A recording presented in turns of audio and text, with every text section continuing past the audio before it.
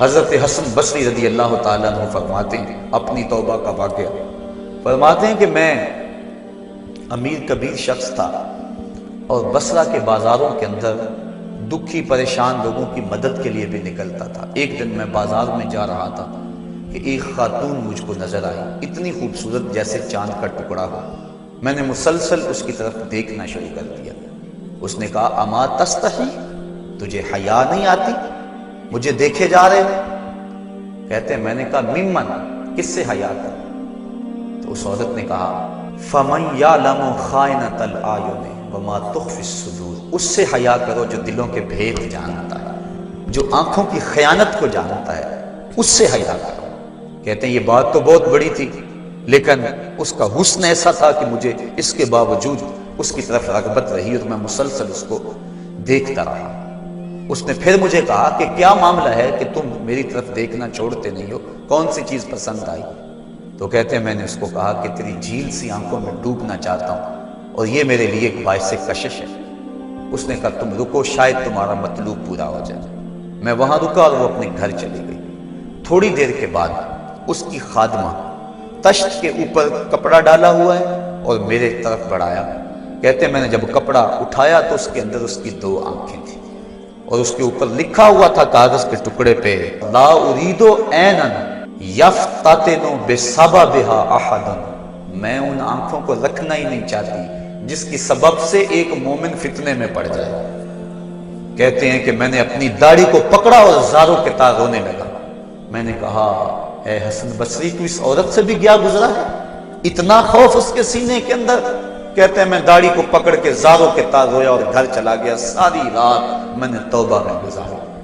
جب صبح کا سفیدہ طلوع ہوا میرے دل میں خیال آیا جس نے اپنی آنکھیں وار دی اس سے بھی تو معذرت کر رہا ہوں، اللہ سے تو معافی مانگی۔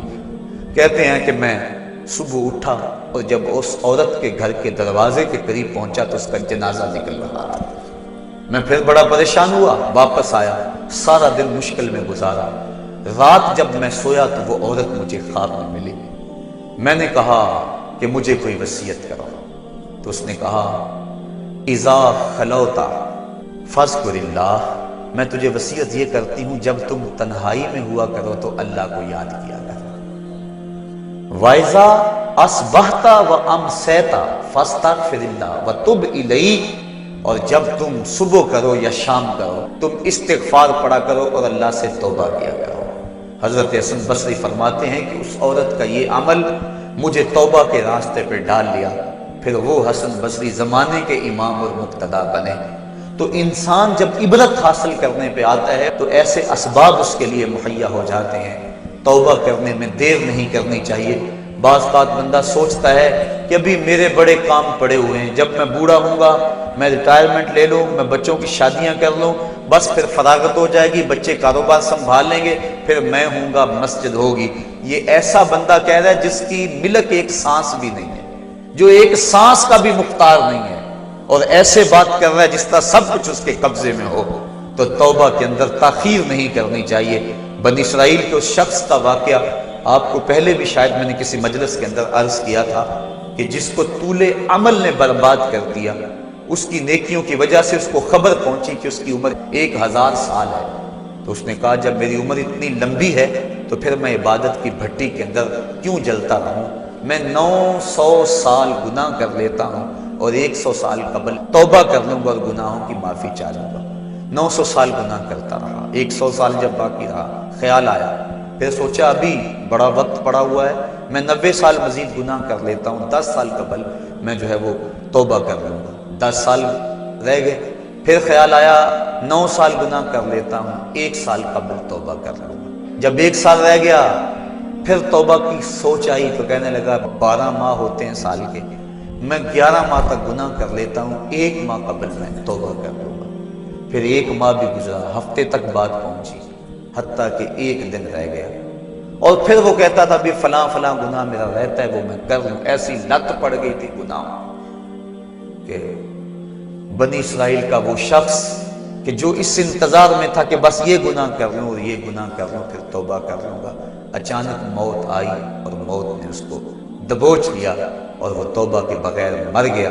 تو طول عمل، لمبی امید کہ ابھی وقت میرا بڑا پڑا ہوا ہے، پہلے تو پتہ ہی نہیں ہے کہ وقت موجود بھی ہے یا کہ نہیں، اگلی سانس آئے گی یا کہ نہیں، دوسری بات جو کیفیت اب ہے پتہ نہیں آگے ہو یا نہ ہو۔ شیطان کو جتنی مہلت دو گے، جتنی بیماری گھر کر جائے گی، اس قدر ہی اس کا ختم ہونا مشکل ہے۔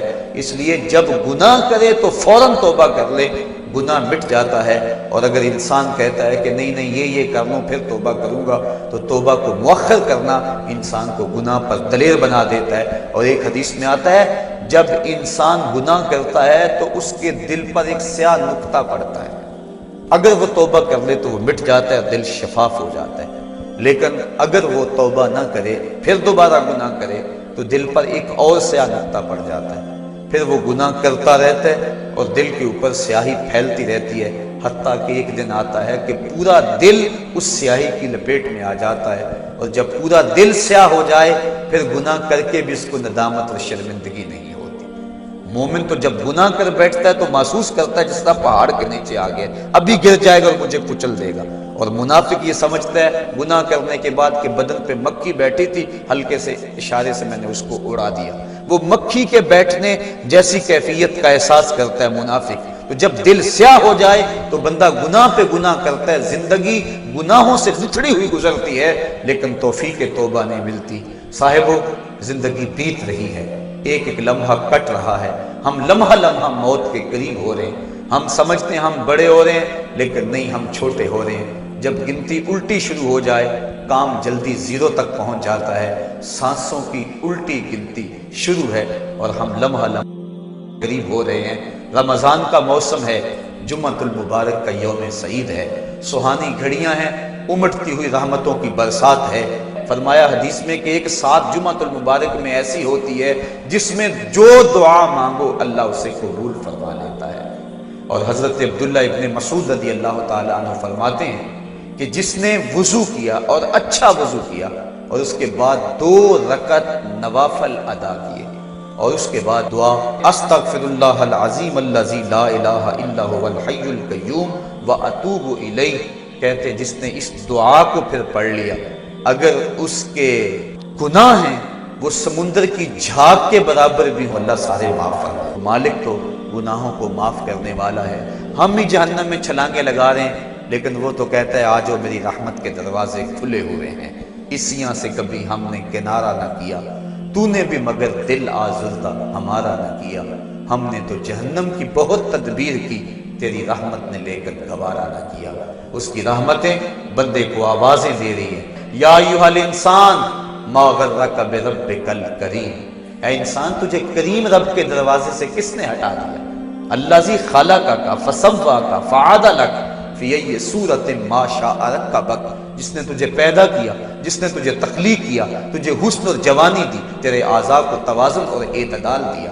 ذرا دیکھ تو صحیح، ماضی کو جھانک کر کے تو دیکھ، تیرے ہاتھ تھے پکڑنے کا سلیقہ نہیں تھا، تیری ٹانگیں تھی چلنے کا طریقہ نہیں تھا، تیری زبان تھی بولنے کا اسلوب تجھے نہیں آتا تھا، تو دودھ بھی مانگنا ہوتا تو روتا تھا، ہم نے تیری ماں کے سینے میں تیرے لیے پیار ڈال دیا۔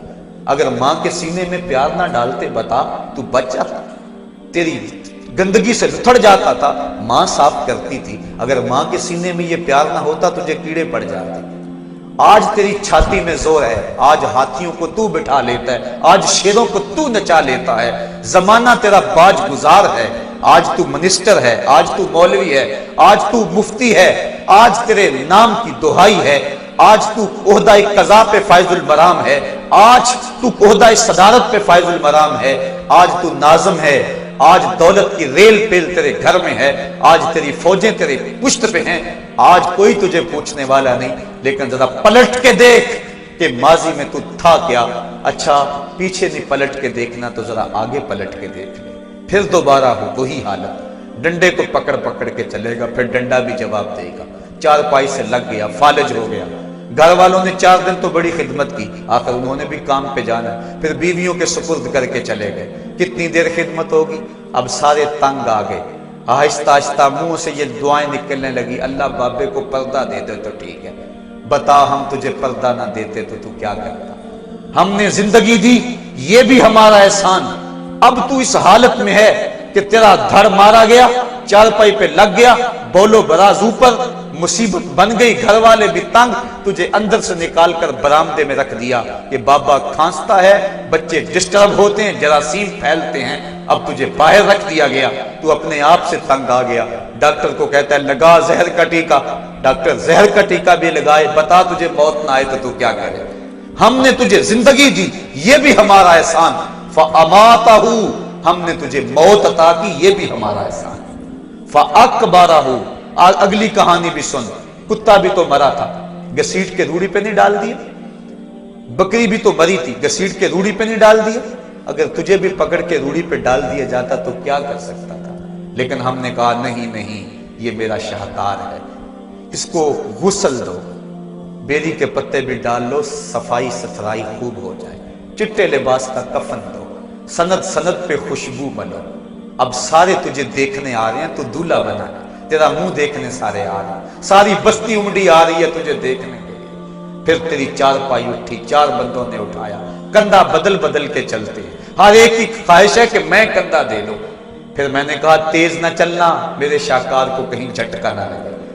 پھر تیرا اعزاز اور تیرا پروٹوکول کہ امام کعبہ بھی ہو تو وہ پیچھے اور تجھے آگے رکھا گیا۔ انسان ذرا غور تو کر، تو کس چیز پہ نازا ہے اور بھول گیا اس رب کو؟ آجا، اس کی رحمت کی باہیں کھلی گئی، وہ بلا رہا ہے تجھ کو، آجا پلٹ کے آجا، آنا تو تو نے ہے ہی، کل جو کفن میں منہ چھپا چھپا کے آتا پھرے گا، آج کھلے منہ آجا، اس کی رحمتیں آواز دے رہی ہیں، یا ایھا الانسان ما غرک بربک الکریم۔ صاحبو، جوانی کی توبہ بہت بڑی دولت ہے، جو جوان ہیں وہ جوانی کے ایک ایک لمحے کو غنیمت سمجھیں، وہ جوان جس کی جوانی اللہ کی عبادت میں گزری، حضور فرماتے ہیں کل قیامت میں جب کوئی سایہ نہیں ہوگا، اللہ اسے اپنے عرش کا ٹھنڈا سایہ نصیب فرمائے گا۔ اور بڑھاپے کے اندر بھی توبہ بڑی دولت ہے، گو جوانی کی فضیلت زیادہ ہے، لیکن بڑھاپے کے اندر بھی توبہ نصیب ہو جائے تو یہ بھی بہت بڑا اعزاز ہے، ورنہ ہوتا یہ ہے کہ قبر میں ٹانگیں ہوتی ہیں اور گناہ پہ گناہ کیا جا رہا ہے۔ وہ کیا کہا تھا میاں محمد بخش عارف کھڑی رومی کشمیر نے کہ ہڈیاں کمبن گوڈے کھڑکن تے اڑ گیا لک تیرا، اجے بھی بدیوں باز نہ آیا، جیو بھرت دلیرا۔ ہے انسان کدھر بھٹک رہا ہے، مالک تجھے آوازیں دے رہا ہے، کبھی بھاگے ہوئے کو بھی یوں آوازیں دی جاتی، کبھی در چھوڑ کے بھاگنے والے کو بھی یوں بلایا جاتا ہے، لیکن کہتا ہے توبوا الی اللہ، آ جاؤ، میری رحمت کے دروازے کھلے ہوئے ہیں، ابھی مغرب سے سورج طلوع نہیں ہوا، میرے بندے جب تو توبہ کا ہاتھ پھیلائے گا میں تیرے گناہ جو ہیں وہ فرشتوں کے خیالوں سے بھی مٹا دوں گا، نامہ اعمال سے بھی مٹا دوں گا، جو زمین گواہ بنی ہے وہ بھی گواہی دینا بھول جائے گی، تیرے اعضاء بھی بھول جائیں گے، گناہ تجھے بھی یاد نہیں رہیں گے، اور ان چار گواہوں کو یاد نہیں رہیں گے۔ کل قیامت کے دن جب رب کے حضور ملے گا تو کوئی گواہ تیرے گناہوں کا موجود نہیں ہوگا، آ تو صحیح، جھولی پھیلا تو صحیح، ہم تو مائل بکرم ہیں کوئی سائل ہی نہیں، ہم تو مائل بکرم ہیں کوئی سائل ہی نہیں، راہ دکھلائیں کسے کوئی رہ روے منزل ہی نہیں۔ آؤ، توبہ کا دروازہ کھلا ہے، اس کی رحمتوں کا دروازہ واہ ہے، اس کی کرم نوازیاں تمہیں آواز دے رہی ہیں، جھجک آتی ہے اس کے در پہ آتے ہوئے، چلو میرے نبی کا وسیلہ لے کر آ جاؤ، وَلَوْ أَنَّهُمْ إِذْ ظَلَمُوا أَنفُسَهُمْ جَاءُوكَ، اگر تم گناہ کر بیٹھے ہو، اپنی جانوں پہ ظلم کر بیٹھے ہو، آؤ تمہیں توبہ کا ایک اور راستہ دکھاؤں، آسان راستہ، کہ تم میرے نبی کی چوکھٹ پہ آؤ اور یہاں آ کے معافی مانگو، پھر میرا نبی تمہارے لیے ہاتھ اٹھا دے۔ تم تو معافی مانگنے آئے تھے، لَوَجَدُ اللَّهَ تَوَّابًا رَحِيمًا، توبہ تو ملنی ہی ملنی ہے، نبی کو ساتھ لے آئے ہو، میں رحمت بھی فرما دوں گا، اضافی رحمت اپنی جانب سے فرماؤں گا، آؤ تو صحیح میری چوکھٹ پہ۔ اللہ کے محبوب کی چوکھٹ پہ صحابہ آیا کرتے تھے، اور محبوب کے جب ہاتھ اٹھتے تو پھر دعائیں قبول ہوتی، توبہ کے دروازے کھل جاتے اور اللہ کی رحمتیں برستی۔ ابو لبابہ کی توبہ کا واقعہ کتب حدیث کے اندر موجود ہے، اور دیگر صحابہ کی توبہ کے واقعات موجود ہیں۔ حضور کے انتقال کے بعد حضور کی قبر پہ چلے جاؤ، امام عطابی کہتے ہیں کہ میں حضور کے روضے پہ بیٹھا تھا، ایک دیہاتی آیا اور حضور کے روضے پہ کھڑا ہو کے کہنے لگا، حضور میں گناہوں کی بخشش کے لیے آیا ہوں اور بغیر مغفرت کے تو نہیں جاؤں گا۔ کہتے ہیں وہ اس قدر فریاد کرتا رہا، روتا رہا کہ مجھے اس کی حالت پہ ترس آ رہا تھا۔ جب وہ چلا گیا میری آنکھ لگ گئی، آنکھ لگی تو خواب میں حضور کی زیارت نصیب ہوئی، اور آقا کریم نے فرمایا قم یا عتبی، عتبی اٹھو اور اس عرابی کو تلاش کرو، اور جب مل جائے تو میری طرف سے جنت کی بشارت ہے۔ اور صاحب مدارک نے ایک روایت لکھی ہے کہ ایک شخص حضور کے روضے پہ آیا اور حضور کے مبارک روضہ کی مٹی کو، تربت نور کو اپنے سر میں ڈال رہا ہے اور کہتا ہے میں تو گناہوں کی بخشش کے لیے آیا ہوں۔ یہ حضور کے انتقال سے 3 دن کے بعد کا واقعہ ہے۔ وہ کہتا ہے میں تو مغفرت کے بغیر جانا ہی نہیں ہے۔ وہ تو چلا گیا لیکن یہ جم کے بیٹھ گیا، غنی کے در پہ ڈیرے جما دیے، کہا میں تو نہیں جاؤں گا جب تک میری مغفرت نہ ہو۔ فنودی من القبر انہ قد غفر لک، صاحب مدارک لکھتے ہیں گنبد خضرا سے آواز آئی جا تیرے گناہوں کو معاف کر دیا گیا۔ مجرم ہو تو منہ اشکوں سے دھوتے چلے آؤ، آؤ در تواب پہ روتے چلے آؤ۔ قرآن میں مذکور ہے بخشش کا طریقہ، سرکار کی دہلیز سے